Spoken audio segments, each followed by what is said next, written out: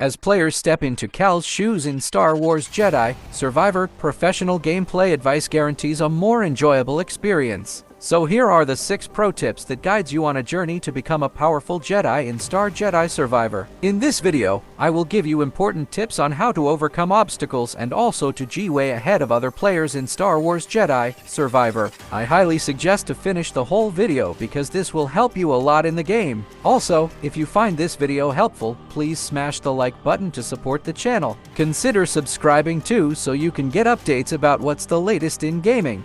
Let's start our countdown to our 6 pro tips for Star Wars Jedi Survivor. Number 6. Use headphones. Players can take their eyes away by deleting the HUD. Players should put on headphones so they may tune their ears to the action like any action hero who has lost their sight.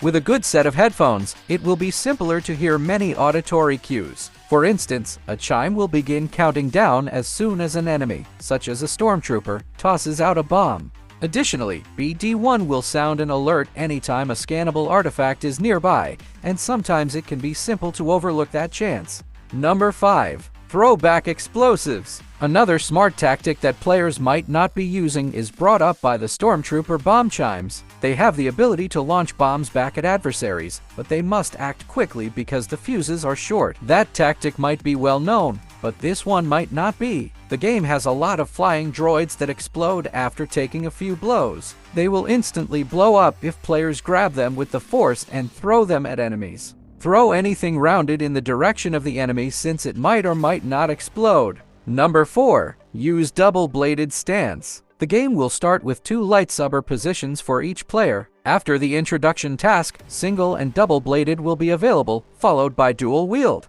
In Star Wars Jedi Survivor, Blaster and Crossguard will also unlock later, giving Cal a total of 5 lightsaber positions to master. Since they all have talent trees, which one is the greatest to invest skill points in?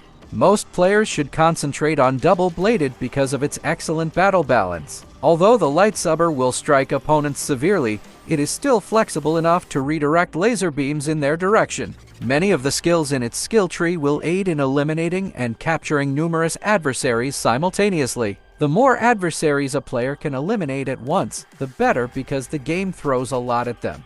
Our number 3 pro tip. You should take note. In comparison to Star Wars Jedi Fallen Order, the map provides players with a lot more information. Players are free to explore the map at their leisure, mark locations, and follow directional arrows. Overall, the landscapes are substantially larger, and each planet has a semi-open environment that may be explored. Players will frequently encounter obstacles that will stop them from exploring, such green screens. In situations like this, collecting keys or additional force capabilities is necessary for players to move further, much like unlocking skills in a Metroidvania. Players should take the initiative and make notes even though the map will flag certain regions as impassable. Snap a picture of the region in the game, then locate it on the map. This will make it much easier to go back.